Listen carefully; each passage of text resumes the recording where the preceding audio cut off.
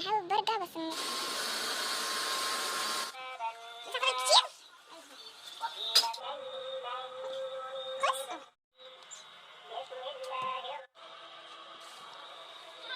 يا صباح الخير، عاملين ايه يا بنات؟ يا رب تكونوا بخير. فيديو جديد وروتين جديد ان شاء الله يشجعكم ويحمسكم. بس قبل ما نبدا الفيديو ونشوف هنعمل فيه ايه، ما تنسوش تصلوا على سيدنا محمد. اللهم صل وسلم وبارك على سيدنا محمد. ولو انت مش مشتركه في القناه نوريني بالاشتراك، وكمان ما تنسوش اللايك والكومنت القمر بتاعكم. عاملين ايه؟ يا رب تكونوا بخير وتكونوا في الساعه دي متنشطين كده ومتحمسين. يعني لو انت كده ايه مش متنشطه ومش متحمسه وعندك شغل في البيت، فشغلي الفيديو بتاعي وان شاء الله يحمسك وينشطك. اول حاجه ابتديت بيها الغسيل بقى، قلت بقى كده رغاوي كده وغسيل ينشطكم كده اول ما تشوفوا الرغاوي. عايزه اقول لكم الغساله دي والله اول ما بتشتغل كده بتنشط، سبحان الله. يعني اول ما بشغلها كده بتنشط كده كده. بتحطي ايديكي في الميه الساقعه تحسي ان انت اتنشطتي كده. فبجد مش ندمانه ان انا جبتها خالص، لان كان في حد سالني هي مش متعبه في الشتاء دي ومش بتسقع وبردك كده؟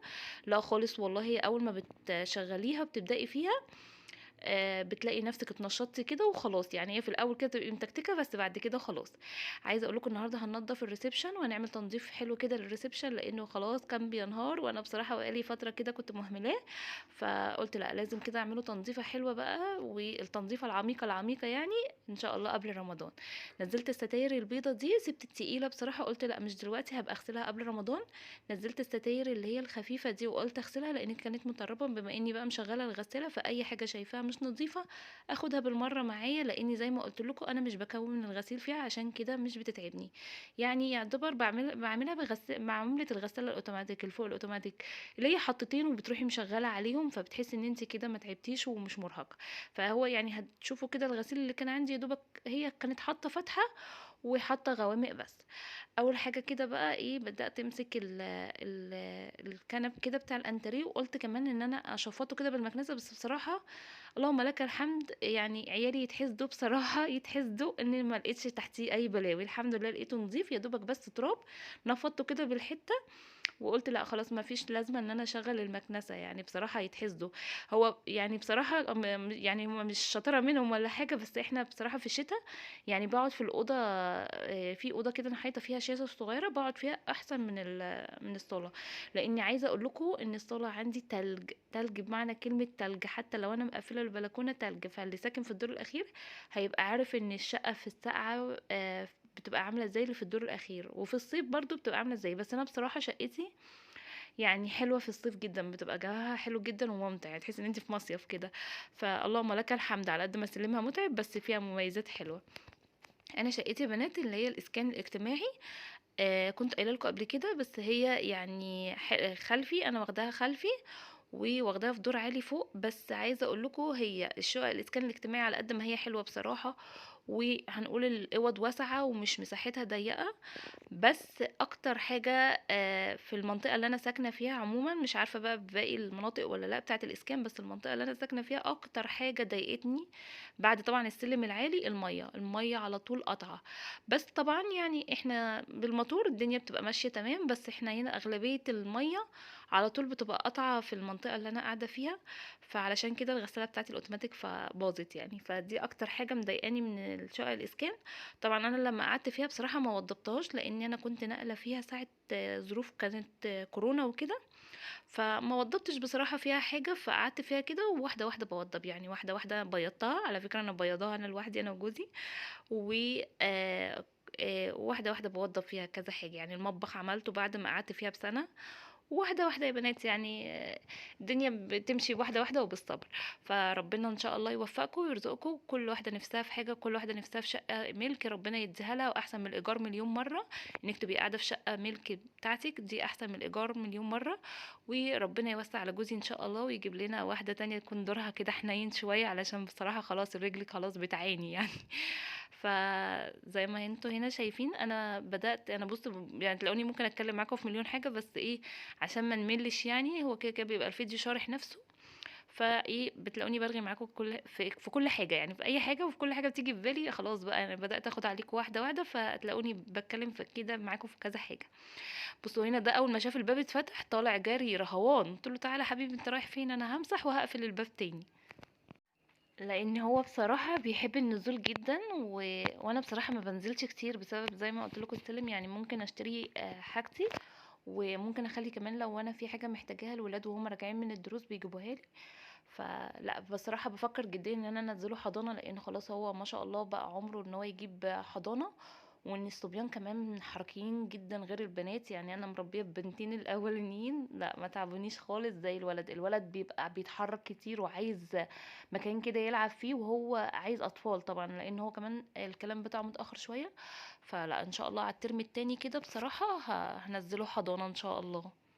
هنا كنت بقى لميت السجاد واديته تنظيفة حلوة كده، ولمعت كمان الخشب كله، النيش والشاشة والجزامة وكل حاجة. بس طبعا ما رضيتش اجيبها بقى معاكم في الفيديو علشان ما يطولش بقى كده، لاني في حاجات كتير كده عاملاها معاكم في الفيديو ده. بجد كان يوم مرهق، بس ختمنا كده بيه السنة الجديدة. السنة الجديدة ايه، ختمنا بيه السنة القديمة. ونضفنا كده، قلنا عشان نستقبل ده الفيديو ده كان قبل السنة الجديدة بيوم. فقلت كده علشان يبقى تاني يوم كده الشقة تبقى نظيفة كده وايه، ونعمل اي جو كده للولاد. طبعا هما طبعا في امتحانات وكده وبيذاكروا كده، فايه كان هما بقى اليوم ده واخدينه كده فري. فقلت مادام هما واخدين اليوم ده كده فري ومش هيذاكروا فيه، برضو نديهم برضو كده يوم فري علشان خاطر برضو دماغهم تفصل شوية، وعلشان خاطر هما كمان ما يزهقوش من المذاكرة. لان بجد الله يعينهم على المنهج صعب جدا والله. انا ما بقعد معاهم بحس ان انا قاعده مع طلاب بتاع، يعني انا عندي بنتي الكبيره في سنه 6 وبنتي الصغيره في سنه 4، فلما بقعد معاهم بحس ان انا قاعده مع حد في اعدادي. يعني المنهج صعب بجد، لان انا ولادي في مدارس تجريبي، فالمنهج بتاعهم بالذات الساينس والماس يعني بجد عايزين عباقرة علشان خاطر نقعد اشرح لهم. طبعا هما بياخدوا دروس وكل حاجة، بس انا يعني بكتير قوي ممكن عربي دين دراسات، لكن اكتر من كده لا. المنهج ده ما عداش عليا قبل كده، فبصراحة بسيبهم يعتمدوا على نفسهم، لاني من سنة رابعة عندي انا بسيب الولاد ان هم يعتمدوا على نفسهم. ما بحبش ان انا اخليهم يعتمدوا عليا الا لو واقع مثلا منهم سؤال او حاجة ممكن يجوا يسألوني. لكن ان احنا نقعد ونذاكر معاهم وهم في سن مثلا رابعة او في سن 5، لا ده كده غلط. انت كده بتخلي ان هو يعتمد عليكي، وان هو ماما هي اللي هتذاكر لي وبابا اللي هيذاكر لي. لا سيبيهم يعتمدوا على نفسهم، وانتي راجعي من وراهم، يعني سمعي لهم اسأليهم كده أسئلة عشوائية.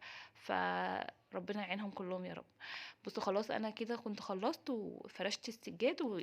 ودايما بحب مع اني نفضت السجاد ولمعت كل حاجة وخليت كل حاجة كويسة، بس انا ما بلمعش عندي ما بنفضش السجاد عندي جوه في الشقة علشان ما يملاش الشقة تراب. بنفضه في البلكونه وبعد ما بخلص بكنس. بس طبعا انا ما جبتش معاكم الحاجات دي كلها علشان طبعا زي ما قلت لكم الفيديو هيبقى طويل قوي و... ونقعد بقى يوم كامل بقى نقعد نشرح فيه، لان بصراحه على قد ما الفيديو مثلا قدامكم ربع ساعه ولا كده، بس لا خدت اليوم كله في الريسبشن بس. فانا لما بحب اعمل حاجه ما بحبش اعمل حاجه من على الوش وبس، يعني احب اجيب ادق التفاصيل كده احس ان انا نضفت. لكن لو عملت من على الوش بس بحس ان ساعات بعمل من على الوش بس ساعات بحس ان انا لا ما عملتش حاجه، فتلاقيني تاني يوم قعدت عماله اعيد تاني. ف... فبصراحه لا حبيت ان انا كده اعمل كل حاجه. فانا لمعت كل حاجه، وبعد ما بفرش السجاد رحت مدياله كده بالمكنسه علشان خاطر ايه لو انا ما نفضتوش كويس ولا حاجه اشفط لو في اي تراب. طبعا انا كان نفسي اعمله غسيل على الناشف، بس بصراحة لا، يعني قلت خلاص بقى هو كده كده هياخد كده يومينه ويومين رمضان كده، وبعد كده هشيله وايه هفرش ان شاء الله. يعني ناوية اجيب مفارش سجاد ان شاء الله. لو ما عرفتش هجيب هفرش الطقم القديم اللي عندي ان شاء الله. خلاص انا هنا كنت خلصت الشقة، وكمان كنت مظبطة الشقة كلها من جوه ونشرت الغسيل وزي ما انتوا شفتوا وخلصت كل حاجة. وكان عندي شوية مواعين بتاعة الفطار فدخلت غسلتها كده، وقلت ايه علشان اقف اعمل الغدا ايه على طول سريع. وقلت كده بقى نستقبل كده السنة الجديدة كده بالشقة كده حلوة وريحتها حلوة ونظيفة. وكل سنة وانتم طيبين بمناسبة السنة الجديدة. ربنا يجعلها سنة سعيدة علينا وعليكم يا رب، ويجعل السنة الجديدة أحسن من السنة القديمة، وكل نفسه في حاجة يحققها إن شاء الله. بصوا خلاص انا هنا كنت هعمل غدا. بصوا الوصفه دي ده طاجن لحمه بالبصل بالطماطم، بجد روعه روعه يعني، احنا العيله بتاعتنا مشهوره بيه. هقول لكم الوصفه بتاعته لو انتوا حابين تعملوه. بص انا قطعت بصلتين كبار او بصلايه كبيره، ونسيبها تدبل كده شويه، وبعد كده اول ما بحس ان هي دبلت بنزل عليها بشويه لسان عصفور. انا بحب احمر اللسان عصفور شويه. وبعد ما بحمر اللسان عصفور بقطع طماطم كده الكميه اللي انت هتحتاجيها، يعني على قد كميه اللحمه اللي انت هتعمليها.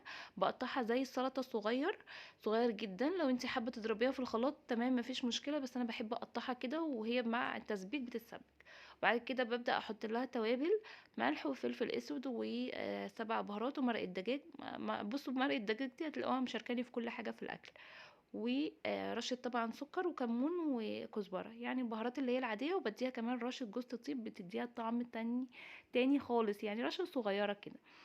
فهسيبها بقى تتسبك وبديها كده. خلاص انا كنت هنا سلقه اللحمه في الحله التانية اللي قصادكم دي، فبعد ما بقلبها كده وبديها معلقه السكر طبعا عشان خاطر حموضه الطماطم، واسيبها بقى تتسبك مع بعض. وقبل ما ايه احس ان هي بدات تتسبك كده، بحط اللحمه، وبعد كده بحطه في الفرن ورز بشعريه جنبه كده، بيبقى 100 فل وعشرة.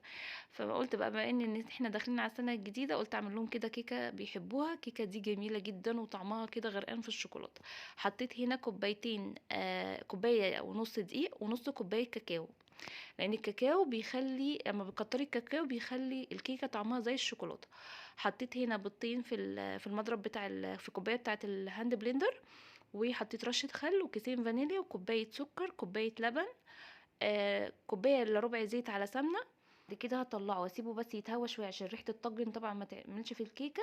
وبعد كده هحط ايه الكيكه على طول. عايزه اقول لكم ان الكيكه دي من احلى كيكات، وبجد طعمها كان تحفه، كان رهيب. طبعا انا هنا كنت بفضي الزيت بالبتاع، لو كان نفسي اسيب لكم الصوت اللي هو ايه، يا الله يا ولي الصابرين. البتاعه دي على قد ما هي حلوه بس عايزه صبر بقى، ان انت تحطي مثلا كوبايه زيت او تحطي معلقتين كبار كده زيت ان انت تعملي بيهم حاجه. لا عايزه صبر، يعني تقعدي كده نامي جنبها شويه عقبال ما تصبي الكوبايه. فتمام هنا خلاص كنت ضربتهم. عايزه اقول لكم ان المضرب السلك بتاع الهاند بلندر باظ مني، يعني شلته بالغلط فباظ مني، فالحمد لله ان شاء الله هجيب واحد بداله. خلاص انا كنت هنا قلبت الخليط. طبعا هنا زي ما قلت لكم كوبايه ونص دقيق، عليها نص كوبايه كاكاو، عليها كيس كيك شيف ورشه ملح، اقلبهم كويس. ونزلت بالخليط اللي هو كوبايه سكر كوبايه لبن وكوبايه الا ربع زيت على سمنه. السمنه بتديها طعم حلو، لو عايزه زيت بس حطيه. وبيضتين وكيسين فانيليا، وهقلبهم كويس جدا. وحطيت عليهم هنا شوكليت شيبس من جوه، وكمان حطيت من جوه مكعبات شوكولاته، بس طبعا ما اعرفش الفيديو بقيته راح فين. ف وهحطها بقى هنا خلاص في فرن درجه حراره 180، هتقعد بالظبط يعتبر ممكن تلت ساعه ل 25 دقيقه. وده كده كان الغدا بتاعي، والطاجن كان طعمه رهيب يا بنات، رهيب. ويا سلام بقى لو تقطعي له كده كام حته فلفل كده مشطشطه. وهنا خلاص المطبخ بقى زي الفل ومية فل وعشرة بعد الغدا. وتعالوا بقى نعمل كده كوبايه نسكافيه. عايزه اقول لكم طعمها رهيب، الكاميرا والله كمان ظلماها. فيها قطع شوكولاته، شايفين دي قطع شوكولاته كده من جوه، كل ما تزودي الشوكولاته كل ما يبقى طعمها احلى. وعملنا هنا كوبايه نسكافيه، وده كان الفيديو بتاعي. ويا رب يعجبكم، وما تنسونيش في اللايك والاشتراك وكومنتاتكم الحلوه، عايزه اشوف كومنتاتكم الحلوه يا بنات. واقول لكم كده ان شاء الله يجعلها سنه سعيده علينا وعليكم، واقول لكم مع السلامه.